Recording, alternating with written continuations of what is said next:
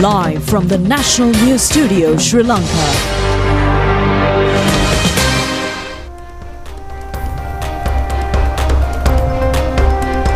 Good evening and welcome to the 9 p.m. news telecast of the prestigious channel of Sri Lanka. I'm Charita Minapurarachi. And I'm Kasni Balachandra Adhikari. We start off with a look at your headlines for tonight. Tsunami in Russia wreaks havoc in the Pacific region. Free visa for Sri Lankan tourists in the Maldives. WhatsApp number for passengers to inform their problems in public transport buses. Price of salt is to further decrease. Daughter of parliamentarian Rohitha Abegunawardena surrenders to police. And insurance coverage for divers.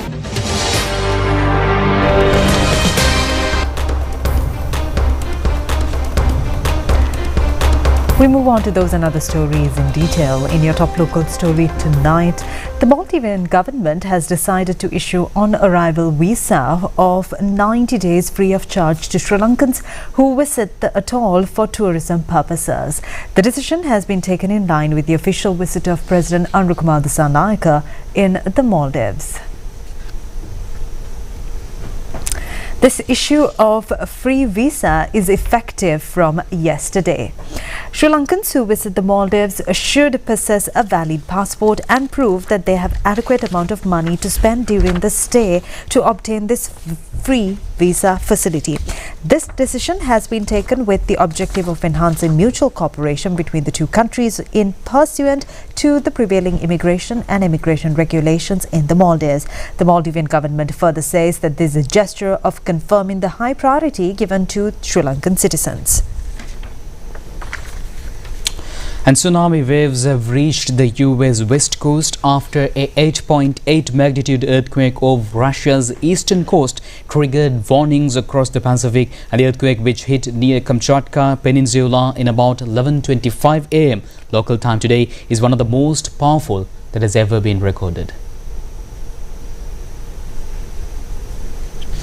The massive quake struck in Russia, generating a tsunami up to 13 feet of the country's east coast, damaging buildings and prompting evacuation warnings in the region and across most of Japan's east coast. Giant waves crashed through the port area and submerged a fishing plant in the town of Severokryliski, about 2,000 people, some 350 kilometers southwest of the earthquake's underwater epicenter. Most of the town lies on higher ground, safe from flooding. Officials said that and they had enough time to evacuate everyone, and more than 2 million people were evacuated in Japan, including workers at the stricken Fukushima nuclear plant in the northeast Japan who were evacuated, with the plant operating TEPCO stating that no abnormality had been observed at the site. The International Atomic Energy Agency said that initial reports indicate no safety impact for nuclear power plants along the Pacific coast. Reuters reports Japan later left all tsunami warnings, downgrading them to a tsunami advisory. Reuters reports, citing the Japan Meteorological Agency, Hawaii downgraded its tsunami warnings to advisory and lifted its evacuation order, with people able to return to their homes. The volcano on the Kamchatka Peninsula in Russia's far east has started erupting after today's powerful earthquake in the Pacific, and authorities in Central and South America have recorded evacuations and issued tsunami warnings. Tsunami waves began hitting the Marquez Island in French Peninsula earlier on Wednesday, but the waves were forecast to be smaller than initially feared. Over the course of Wednesday, governments in many countries, including the US and Japan, downgraded their initial tsunami alerts, but not until after countless people across multiple time zones had fled as a precaution, many in the middle of the night.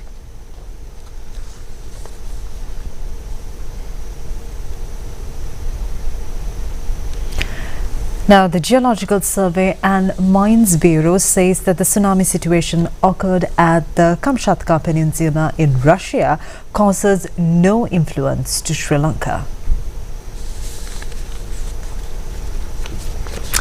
Senior geologist Mahinda Senaviratna said that this tremor has been recorded in the Sri Lankan geological centres located in Pallekele, Mahakandarava, Hakmana and Butangala.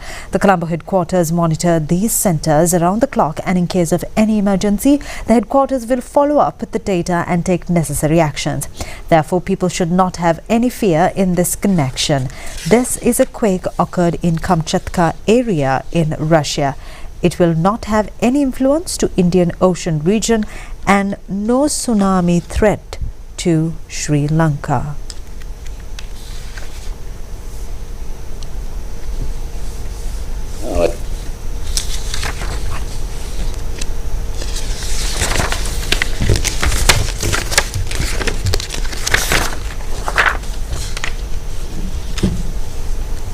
And meanwhile, the elders' allowance for month of July is credited to the bank accounts of the recipient families of Aswasuma program today. According to the Welfare Beneficiary Board, an amount of more than 3 billion rupees will be credited to the accounts of 600,768 beneficiaries. The board added that the concerned beneficiaries will be able to draw the money credited to them from the Aswasuma beneficiary bank account from today.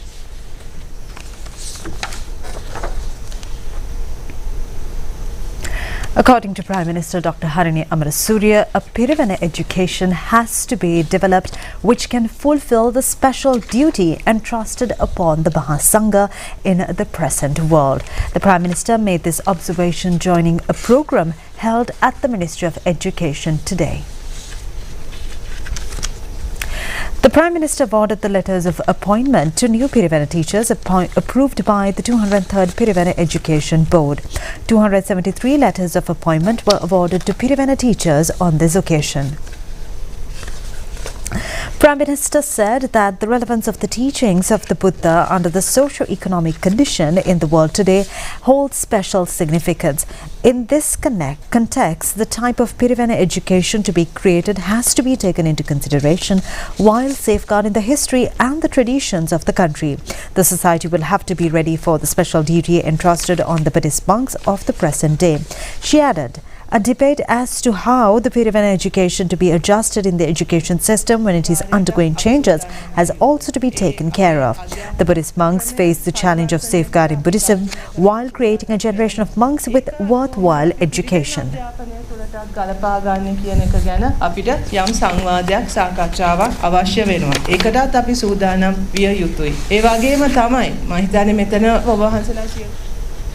And meanwhile, Minister of Health and Mass Media Dr. Nalita Jatis inspected the services of the Central Postal Exchange. Later, the Minister discussed the present activities and further steps that is to be taken along with the existing problems with their officials.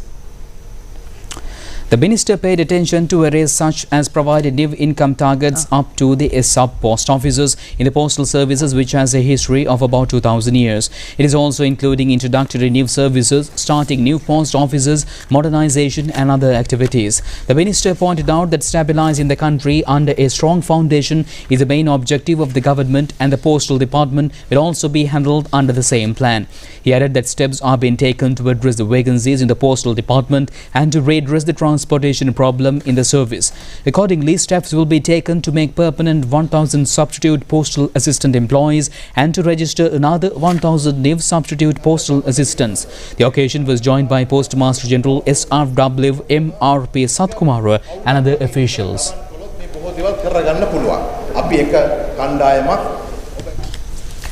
The first Kumbal Perahera of the Kandy Asala Festival paraded the streets today at the auspicious time, which fell at 7:05 p.m. SSP Kandy Anuruddha Bandaranaike stated that a special program has been implemented for the security of the Perahera weavers and the people who will be visiting the Kandy city. SSP Kandy Anuruddha Bandaranaike said that police officers and teams from 3 armed forces have been deployed for the security of the devotees in the Kandy city. Especially nearly 6,000 police officers are in duty these days. The visitors are requested to bring only essential items with them and to support the Clean Sri Lanka initiative. 3 centres have been set up to help the standard people. Liquor and drugs are not allowed in the Perahera premises. 3ක් දිසාපති කාර්යාලය අසස සහ ඒ වගේම නගර සභා හන්දියේ මේ විදිහට අපි කුටි 3ක් යොදවලා තියෙනවා මේ අතරමං වූවන්ගේ කුටි සඳහා. බැතිමතුන් අතර සමහර පිරිස් මත්පැන් හෝ මත්ද්‍රව්‍ය ලබාගෙන එන කට්ටියත් එනවා. එහෙම කට්ටිය අපේ සෝදිසියේදී අහු වුණොත් කිසිම හේතුවක් හින්දා මෙම පෙරහැර නැරඹීම මාර්ගයට ඇතුල් කරන්නේ නැහැ කියන එකත් ඉතාමත් වගකීමකින් කියනවා. People were awaiting at the Kandy city in advance to view the first Kumbal Perahara parade in the streets today. Indiraja is the tusker that carried the sacred casket of relics. The tuskers Kotiraja and Burumaraja strolled either side of the Indiraja tusker.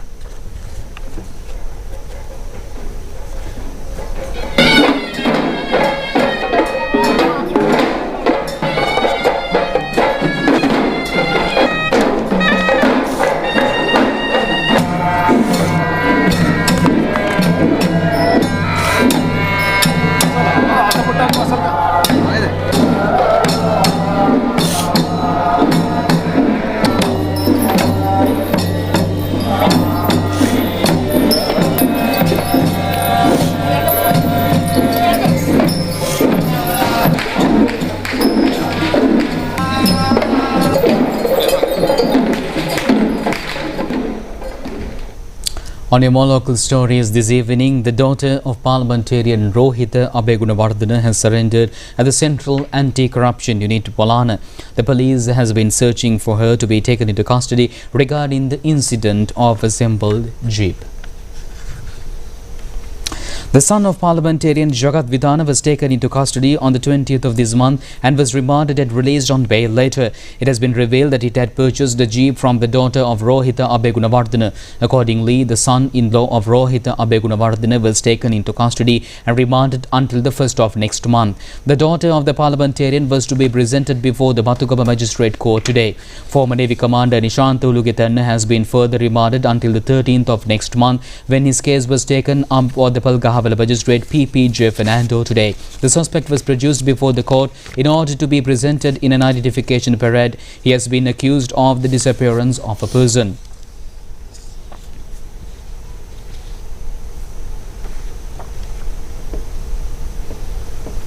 The Bellavai Magistrate Chantura Disanayaka ordered the officer in charge of the Okampiti police station to be remanded until the 4th of next month, who was taken into custody yesterday on allegation of taking a bribe when he was produced before the Bellavai Magistrate Court today. The suspect was also ordered to be produced before the Colombo Chief Magistrate on the same day. The official of the Commission to investigate allegations on bribery or corruption took him into the custody yesterday at the Okampiti police station while accepting a bribe of 40,000 rupees.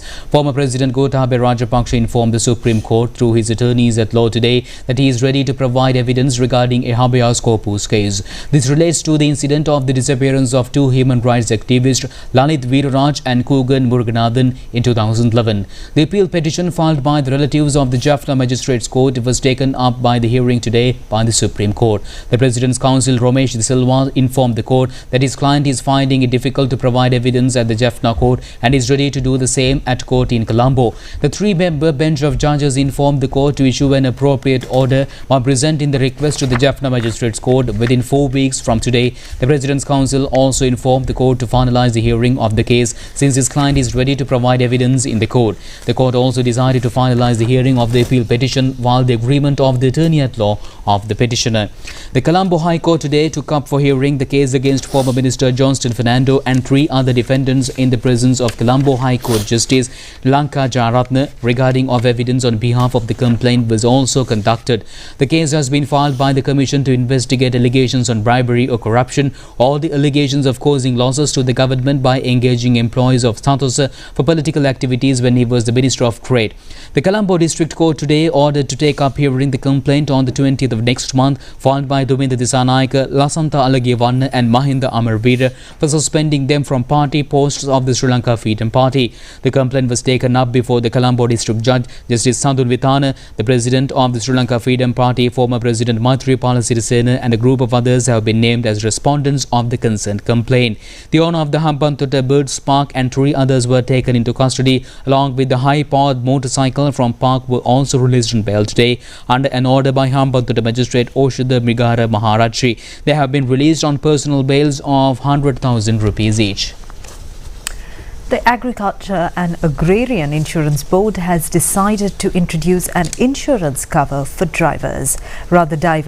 Chairman of the board, Pemasiri Jasingarachi, expressed views to media in this regard. Chairman of the Agriculture and Agrarian Insurance Board, Pemasiri Jasingarachi, said that there are many fishermen engaging in diving activities throughout the island. They face many risky situations while engaging in the fisheries industry. Therefore, the Agricultural and Agrarian Insurance Board has introduced this insurance coverage for the welfare of the divers. They can provide their details to the district officers of the board island-wide. In addition, fishermen can provide information through the hotline 1918. And meanwhile, the National Transport Commission has introduced a new WhatsApp number to immediately inform the problems faced by passengers in public transport buses. An awareness program on the new WhatsApp number was held today at the private bus stand at Bastion Mawatha in Petta under the participation of Chairman of the National Transport Commission, Engineer B.A. Chandrapala. Stickers printed with new WhatsApp number 0712-595555 were also pasted in buses at this occasion. Passengers will be able to direct WhatsApp messages and videos or calling to this number and have an instant solution to their problem. In addition, the hotline 1955 is also available to direct the problems to the National Transport Commission. Chairman of the National Transport Commission, Engineer B.A. Chandrapala, said that road accidents has exceeded its limit. Therefore, the Transport Commission expects to give opportunity to passengers to inform possible dangerous situation or a problem to the Commission immediately through this WhatsApp number. The National Transport Commission is planning to connect all institutions of the transport sector to ensure the safety of the passengers' transport sector. තමන්ගේ නියාමන කටයුතු වලට සහ ඉදිරි සැලසුම් වෙනුවෙන් ඒ තොරතුරු ඉතාමත්ම වැදගත් වෙනවා. Minister Bimal Ratnayaka says that 1 billion rupees has been set aside for the road development in the Galle district. The minister made this comment joining the Galle district special coordination committee meeting yesterday. Matters pertaining to transport and highways in the Galle district were widely discussed at this meeting. Minister Bimal Ratnayaka said that there should be two factors for safe journey for the public. The law of wearing seatbelt has been thoroughly enforced, and however, some people do not care for this law. In future, it will be made compulsory for all passengers to wear seatbelts in travelling along the expressways. License and road permits will be cancelled of those who do not heed the call. The National University of Singapore, acting through AI Singapore and the Ministry of Digital Economy of Sri Lanka, and AI Singapore signed a memorandum of understanding on AI collaboration yesterday at the Innovation 4.0 building lounge at the National University of Singapore's Kent Ridge campus.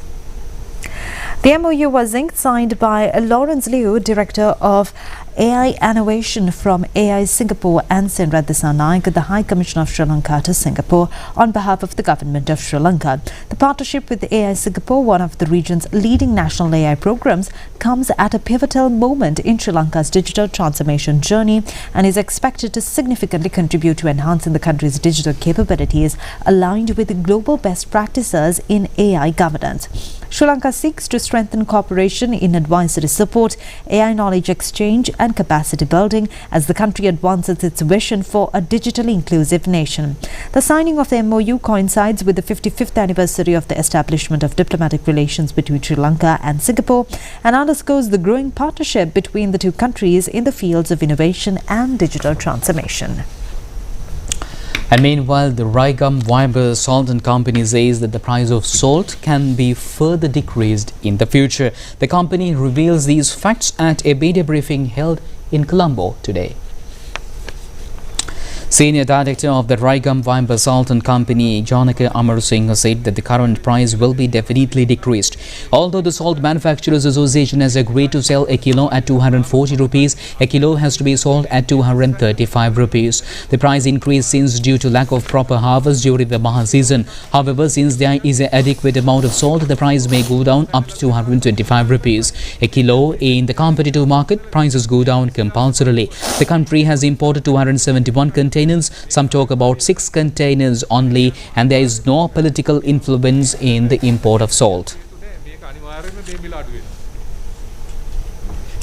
Foundation.lk was initiated in Colombo yesterday on the occasion of expansion of the digital background in Sri Lanka during 35 years. The main objective is to promote necessary knowledge and skills in order to use cyberspace safely and in a trustworthy manner. LK Domain Institute has safeguarded the communication space of this country through 35 years. Foundation.lk was initiated, marking another turning point in the program. Through this contribution will be provided to open new opportunities in the digital environment, and the LK Domain Registry Institute has empowered a number of more than 45,000 teachers and principals of information technology communication knowledge. More than 10,000 students were trained through the Suhurusara course started under the program, and the institution has also taken place and steps to provide direct assistance to more than 10,000 persons who face cyber problems. Chief Executive of LK Domain Professor Gihan Dias, President Chief Advisor on Digital Economy Dr. Hans Vijay Surya, and a number of other officials were also present on this occasion.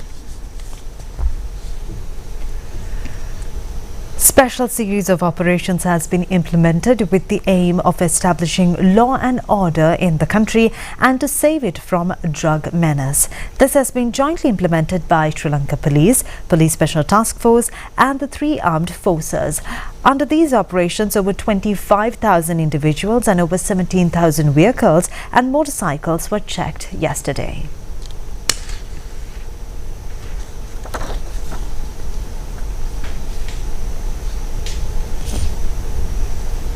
Police have seized 928 kilograms of heroin and over 1,396 kilograms of ice narcotics during the operation so far this year.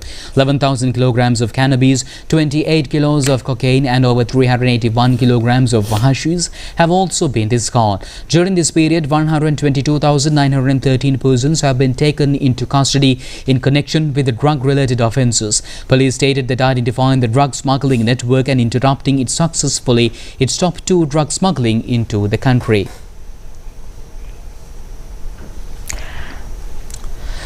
And meanwhile, the Criminal Investigation Department says that a number of complaints have been received of the monetary frauds through the WhatsApp, false telephone calls and short messages. The police request the general public to be on alert in this regard.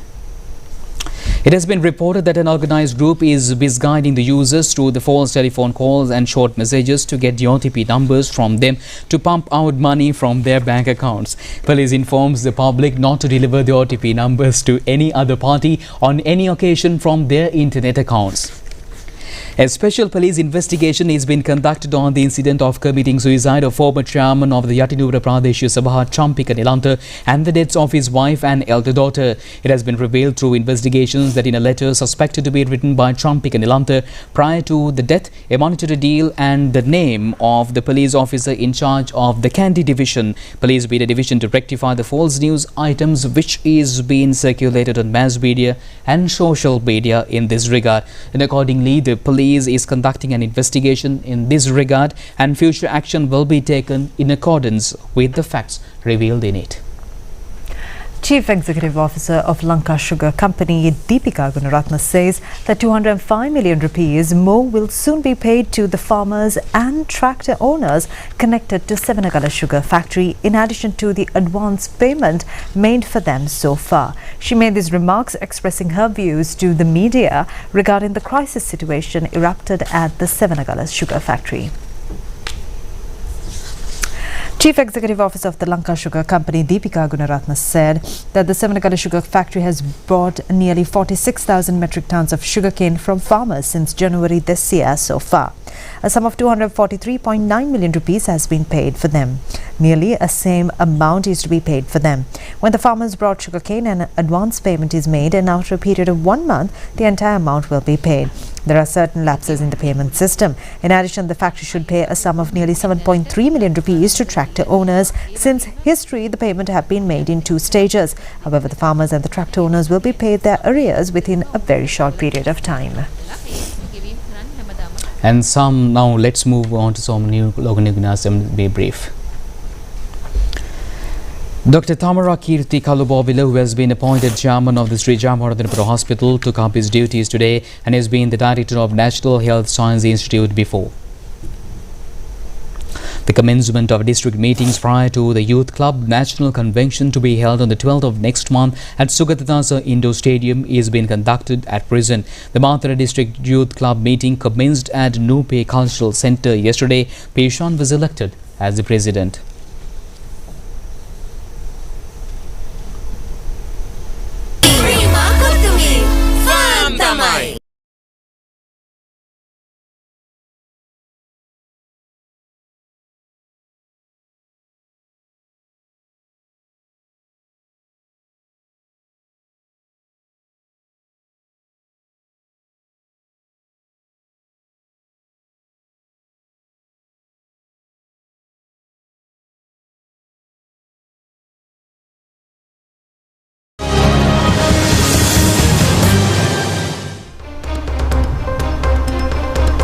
Welcome back with your sports update. And Sri Lanka has won 2 bronze medals at the World Gym for Life Challenge Championship organised by the International Gymnastics Association, and the medal winning Sri Lankan men's team returned to the island early in the morning today. The championship was held in Lisbon, Portugal. 3,729 players from 34 countries participated in it. Sri Lanka and Japan participated in the championship, presenting Asia. The Sri Lankan team consisted of 29 players. Sri Lanka was able to win the bronze medal and in the large group aerobic gymnastics round. Officials of the National Gymnastics Association, parents of the players along with a group of others were present at the Katunayake Bandaranaike International Airport to welcome the medal-winning Sri Lankan team. Sri Lankan players also won the bronze medal in the women's section of this championship. A team of players from 5 schools participated in the championship and they returned to the island recently. Officials of the National Gymnastics Association, parents of the players, along with a group of others were present at the Katunayake Bandaranaike International Airport to welcome the medal-winning Sri Lankan team.